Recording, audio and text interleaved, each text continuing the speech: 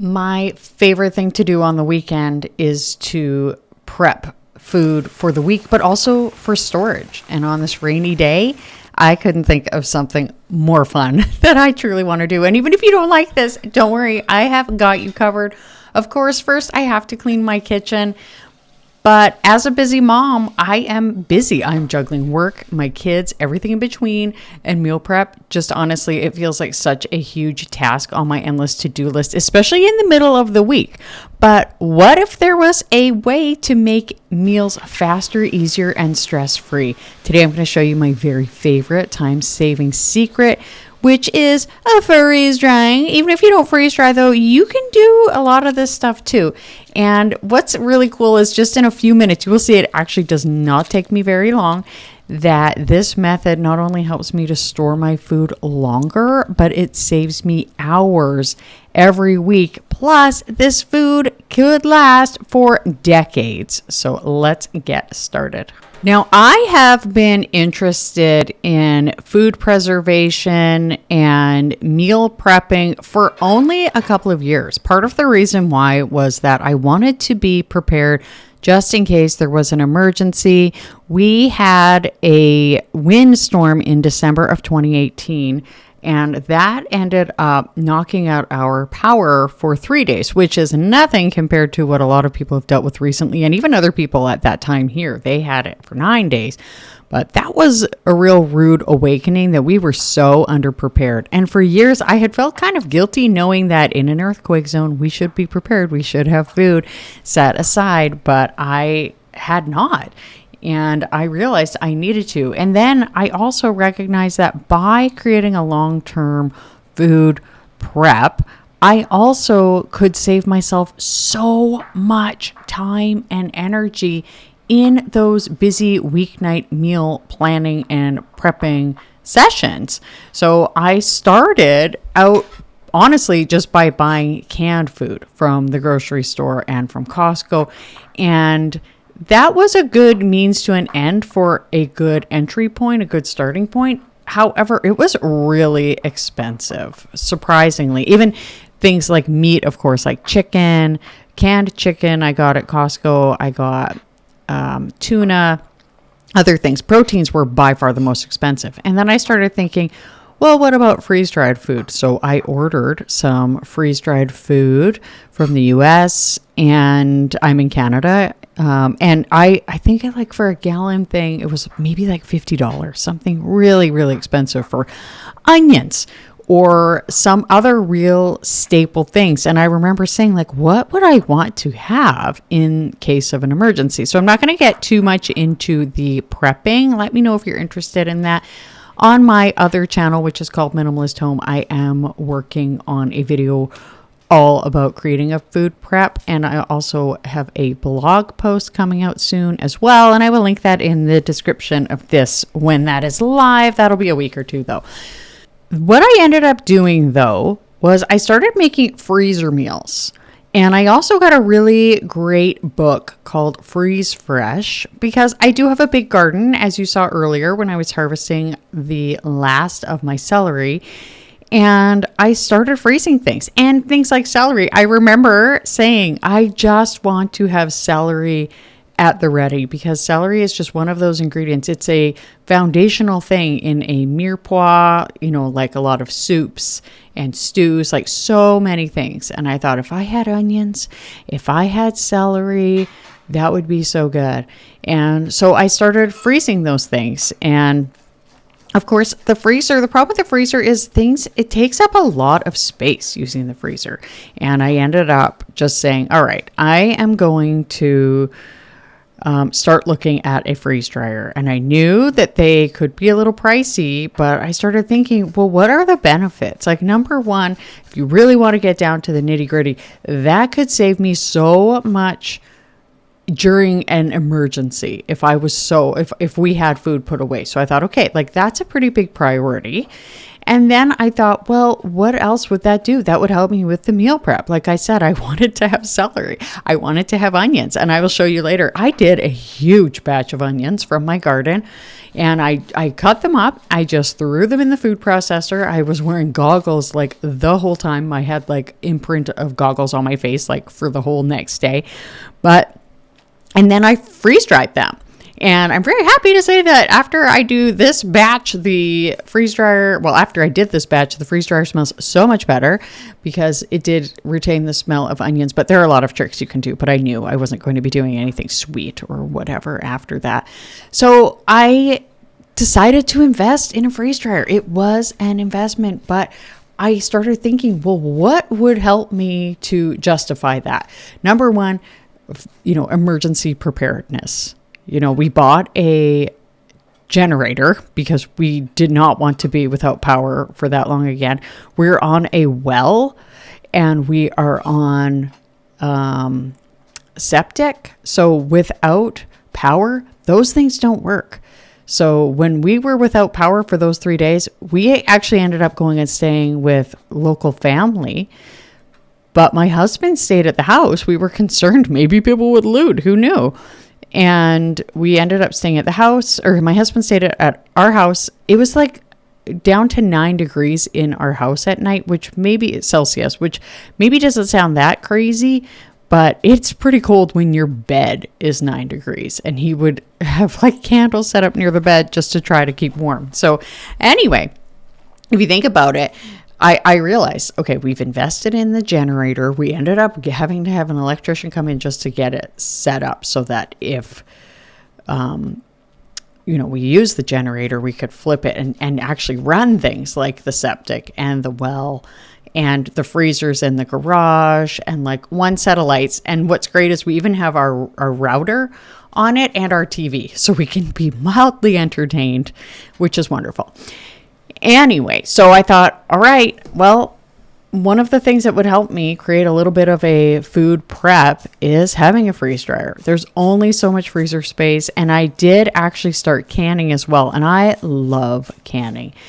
And I would say, as far as cooking things that are prepped ahead of time, canning is probably the most convenient, with freeze drying being the second most convenient because you add water and it's rehydrated. I mean, you're not going to do that with like an apple. But what's great is if you freeze dry an apple, it's a delicious crunchy snack, which I did in the last video. And I will link that at the end. So ever since I invested in that freeze dryer, I have just been slowly learning how to use it. And I was so thrilled when it came the end of harvest season to start. So what I'm doing now is I am chopping up everything. Now, a lot of people, they will then go ahead and put things in the freezer. You can pre-freeze things, which can actually speed up the freeze drying process. So if you have a lot of things lined up that you want to get freeze dried, you can go ahead and do that. You can go and put things in the freezer and buy a second set of trays, which I did. And I actually have some tray liners on order from Harvest Right. And I also ordered some lids. So for when I am putting things in the freezer, I can stack them up instead of like all awkwardly. You'll see later how I awkwardly carry things to the basement. But for now, I chop things up. You can't leave, like I wouldn't put a whole thing of celery in there. It would not work out well. You need sort of some surface area for things. Although some people do things, of course, like they'll do a full, I think you can put like 12 eggs on a tray. You don't want to be messy, and a lot of people pre-freeze all of that, but it can be done. But it makes things go so much quicker the smaller you cut things. So you'll see later that how I have my onions processed. I don't necessarily process them super tiny because they're very easy to cut once they're freeze dried if you want to just like quickly crush or crunch something later. So this is the crazy way that I will stack things up, and I will carry things downstairs, which works out pretty well most of the time. And once I get down there, you need to pre-freeze the chamber of the freeze dryer. So I turned that on, and then I was like, well, now it's time to get to getting my lettuce prepped. This is a shorter term prep. And I use mason jars from my pantry. It's so funny about 5 years ago, if I needed a mason jar for anything, like a craft, a gift for a teacher, whatever, I would go to like Michael's and just buy some random jar. Now I'm just swimming in mason jars. So anyway, I go to Costco and I get lettuce, which, yes, is probably sprayed, blah, blah, blah, but I really cannot get, like, I mean, lettuce here, I'm in Canada. It could be done, but it would be a lot of effort. And I just am like, well, hopefully all the blueberries I eat are helping offset the pesticides. Anyway, so what I do is I just chop up my lettuce. I get the whole thing. And sometimes I will get it from Costco and I won't chop it up for a week or so. And that does not help. But once I get it all chopped up and then I wash it and then I spin it. And all 6 heads, I do that too. And then what I can do, I used to go ahead and put them away like that. And even before, what I used to do was I would wash it and just leave it in the salad spinner sort of colander thing there, which isn't a bad way to store it. But number one, it takes up a ton of space in the fridge. And you'll see the jars are kind of bulky. They're mason jars. However, you can move them around and they don't all need to stay together like this thing, which is like huge and bulky. So instead, what I do is I wash them and then I lay them out on a tea towel to dry. And I let them dry for maybe half an hour to an hour. It doesn't have to be very long.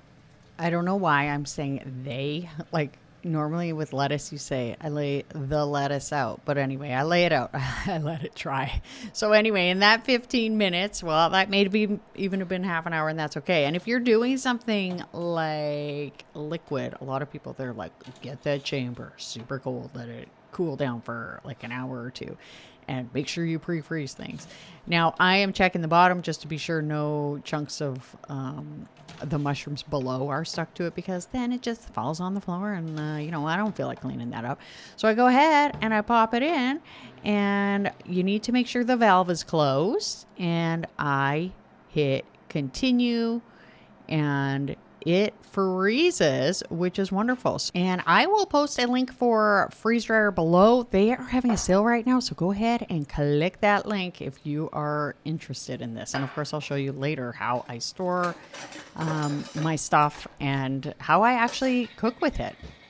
In the meantime, I was getting hungry, and funny enough, I still had a jar left that I think I truly had done more than 3 weeks ago. It lasts so long, and I use my little jar popper thing because you will see later when I show you that I vacuum seal it. I think that's like the key, and it's so easy. I just throw it in a bowl and go ahead and I can make myself a salad.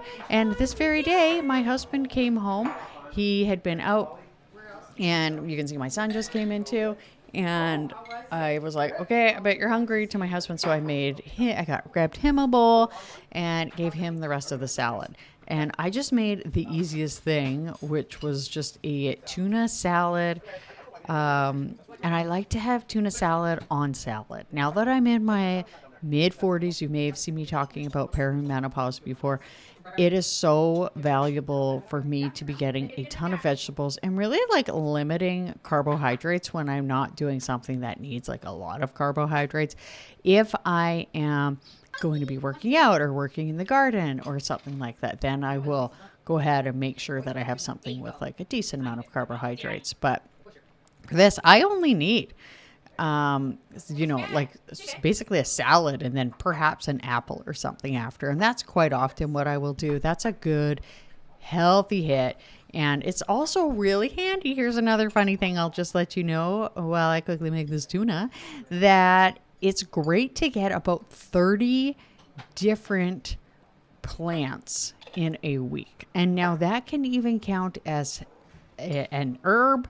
That can, of course, count as fruits and vegetables, whatever. So I love that. And in this, like, I'm even putting pickles, which can count. And part of the reason for that is the different bacteria that come from all of these things. It's really good for your gut health. So that's partially why I want to have my salad and that with an apple chaser. And it's absolutely delicious. So the secret to lettuce that will last a really, really long time in the fridge, weeks if you do this properly, is having this little vacuum sealer thing that you can see. So all you need is washed and pretty dry lettuce. Like I used to do it before where I would just put it in and it was still pretty damp after I spun it. But then once I started putting it in with having it pretty dry, just half an hour to 60 minutes sitting on a tea towel, and then you put on a clean lid. You can use reused lids for this purpose. You cannot use them for canning, but for vacuum sealing you can. And this is also how I put a lot of my freeze-dried stuff away. You will see later. So I go ahead, I put it on and use this little tiny vacuum sealer. Plus there is this thing that goes over top which holds the lid in place and also allows the vacuum sealer to suction, and then you just pop it off and it is really well suctioned. So that can stay in the fridge because there's no longer any air in there. It's just a vacuum. It will last for weeks and weeks. In fact, before, like I said, when I would let it get a little damp, it would start to get kind of like a bit of a musty smell. Not anymore because it is dry and then it is fresh and it lasts so long and I absolutely love it. So that's my little trick for you. And I, of course, will link that below. Now, most things that you freeze dry are going to take a while. Unless you're doing herbs or something, which, by the way, incredible freeze dried, it will usually take at least 12 to 24 hours, sometimes days. Now, what I do to make sure that things are done is I weigh the trays and then I put them back for a little bit of time. Because in the past, if I had not weighed my trays, then I have actually put things away to be stored. And one soft thing can basically ruin the whole batch and make it soft. So all I do is just go ahead and weigh things. Now, some people will just do a really, really long, like extra dry, which I also will do sometimes. One time though, I decided, because I wanted to have all of the ingredients for pizza, which was absolutely wonderful. And as you can see, I have the mushrooms that I'm doing right now. So this is later, me measuring and just being like, hey, they are done, which is great. But anyway, so I went ahead and I was doing some pineapple. Now right here, because I'm done, I can just say I don't need to defrost because I'm not doing anything else, and it can just defrost on its own and then it will drain out. Or if you're going to do another batch, you can hit defrost, it heats it up and it will melt any of the ice because obviously ice comes off as it's freeze drying. And then I go ahead and package this away. So anyway, I'm back to the pineapple. I used canned pineapple. It was delicious freeze dried. Unfortunately, I had not gotten all of it freeze dried. I didn't do an extra run. Maybe I was just being careless. I don't know. But I packaged it away and I put it in a Ziploc bag. And I'm telling you, that ended up pretty much fermenting. It smelled very fermented. I mean, it wasn't necessarily a bad thing. And I did actually still use it on pizza a little bit, but it wasn't great. I ended up throwing it away. So now I like to use the weighing method and it's wonderful. So for shorter term storage, and I'm talking, even a couple of years, jars are totally fine. There are Mylar bags that come with the freeze dryer. You can also purchase many. I'm getting frustrated with the amount of spillage. And, the awesome folks at Living Traditions Homestead, they have a really cool big funnel. And I'm tempted to try to track me down one of those because it's just so frustrating spilling things. And I'm so impatient. I just cannot be bothered to take my time. So anyway. But I love using these 2-liter jars from Bernardin or Ball. And first of all, it looks gorgeous in the pantry, if you ask me. It is also so darn easy to prepare meals with this stuff.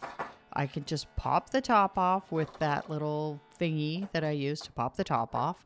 and what's it called? A jar key or a jar opener or something. I just go ahead, pop it off, and I can just pour out whatever I need. And quite often I don't even reconstitute. Like if I'm doing mushrooms on a pizza, I will just lay them out, and any liquid from the sauce will help rehydrate them. It also makes it so you don't have like a super soggy pizza, which is really nice too. So, and then I can just keep these in my pantry for probably a couple of years. I know they will never last that long because I kind of use this as a short / long-term food storage. It could be long-term, but it really is just something that I'm going to use, and it's going to be something that I replace. I get the mushrooms at Costco.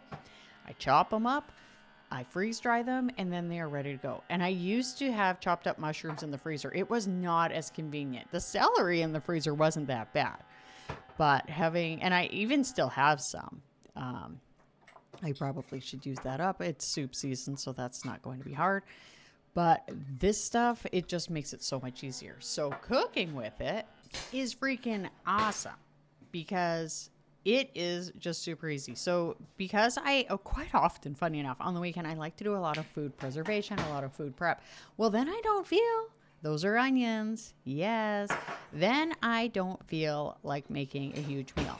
And this is actually my favorite weeknight meatloaf, and I will link it below in the description. It's so easy, especially with these freeze-dried onions.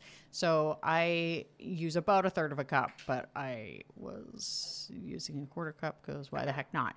And I was like, you know what? I want smaller dice. So I could have just thrown that straight in the meatloaf. I could have rehydrated it, but I was like, no. Instead, since this is meatloaf and moisture balance can be a bit of an issue, I thought I'm not even going to bother.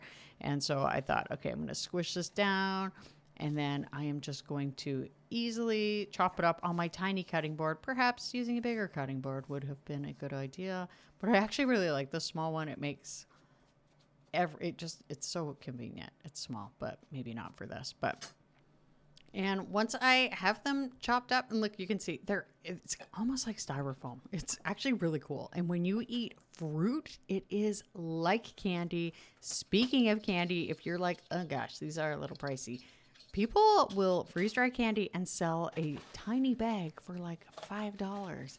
And that's how they pay for their freeze dryer. So I am just combining all of my ingredients, and this is such an easy weeknight meal.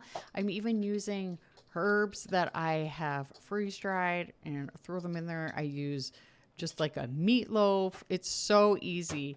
And I even like go ahead and like defrost my beef in the microwave. Some people actually will freeze dry things like beef patties, and they will freeze dry things like meatloaf. And I considered freeze drying some of the leftovers of the meatloaf, but I thought the reconstitution of something like a meatloaf is a little tricky. Instead, what you can do is you can freeze dry the beef. You can freeze dry it raw, but you do need to treat it like raw meat.